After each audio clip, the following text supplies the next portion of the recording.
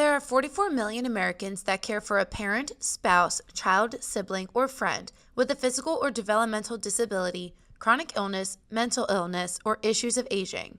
Carol DeGraw, the Director of Health Impact of United Way Northern New Jersey, is part of a team that recognizes that caregivers need support and guidance to take care of themselves and their loved ones.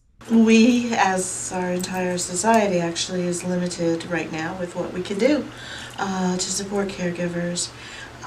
The emotional aspect of caregiving, of the devastation of watching someone that you love deteriorate,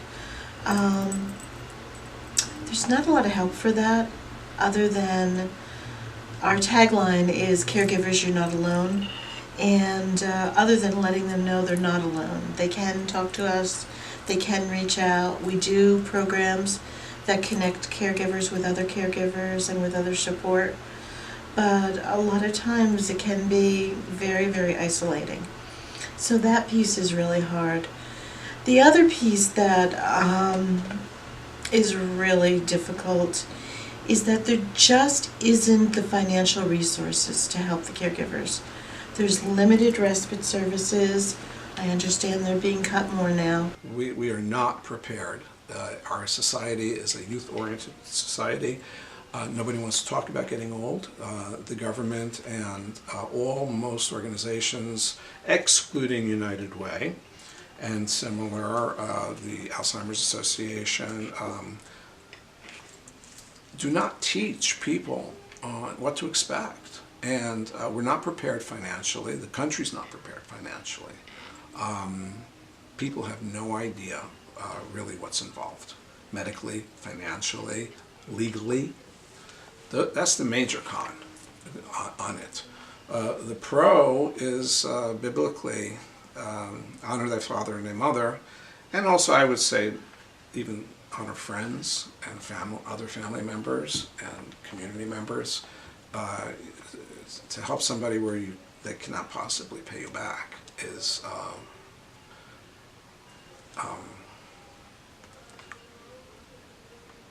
it's big.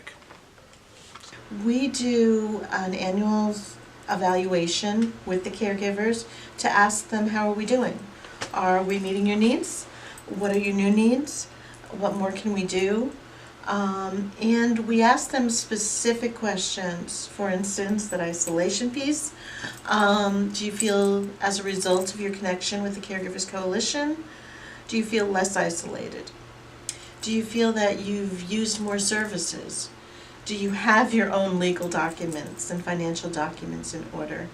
So, and for the most part, caregivers are saying yes. We've had incredible testimonials from some caregivers. To have an ear, even though like the social worker lady who ran the group therapy session, she was always available.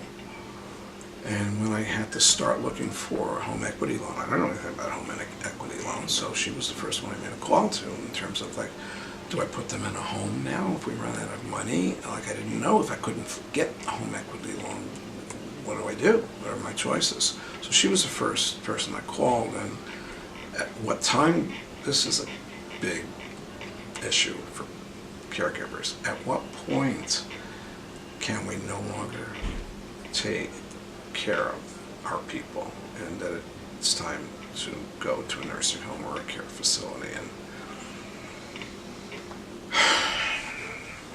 that's, as I've been dying, that's really dying we can prepare for, having to move them out of their home, and it takes more on us than them, especially if they have advanced dementia or Alzheimer's, where they're not quite clear anyway. But to have someone available to talk to, they couldn't give me solutions. They gave me choices, and this lady's very dry cut.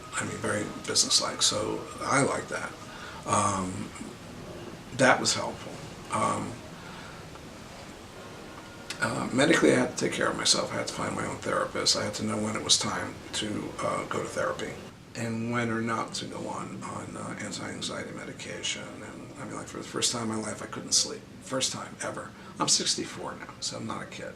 And I've never had problems sleeping. And it started. So I knew it was time to ask for help for some kind of medical help, and it helped a lot because I waited so long that it was really an issue, but the meds helped. Well, we have a whole section for caregivers that includes a lot of what we do really for them. We have an online video series that has subject matter experts talking about a range of topics that caregivers need to know about. And we usually post a new one each month. We have our Pathways for Caregivers guide, which is a information guide for caregivers. It's done primarily in 3 sections because we are an Across the Lifespan coalition.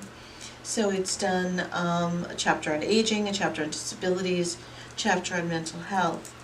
And that is really to give information about how the system works. That started years back as a request from caregivers who said the system is really way too complicated. We don't know where to go, we don't understand it when we get there, and what we need is a navigation guide. So in effect, it's a navigation guide. So that's on. And 2 things were going on there. I went, they have monthly, brilliant services. They have monthly breakfast meetings, the first, I think, Tuesday of every month, where it's only like 2 hours. They have breakfast, and then they do a lecture, and they bring in some of the top people from the area.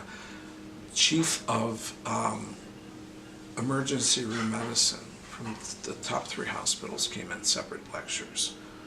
One of the elder care physicians, who's the director of elder care medicine at St. Barnabas Hospital, brilliant, Dr. Redling, brilliant lady. She is like a walking encyclopedia. And the brilliance of her is not just the information, but she came and she stayed until every single question that everybody had was answered. That does not happen. So that is a sign of a brilliantly, really good doctor. We run conferences in each of our counties. We run what we call Munch and Learns. That's educational presentation. They're typically an hour. In the past they were called Lunch and Learns, but we do them all hours of the day, but there is always food involved. So,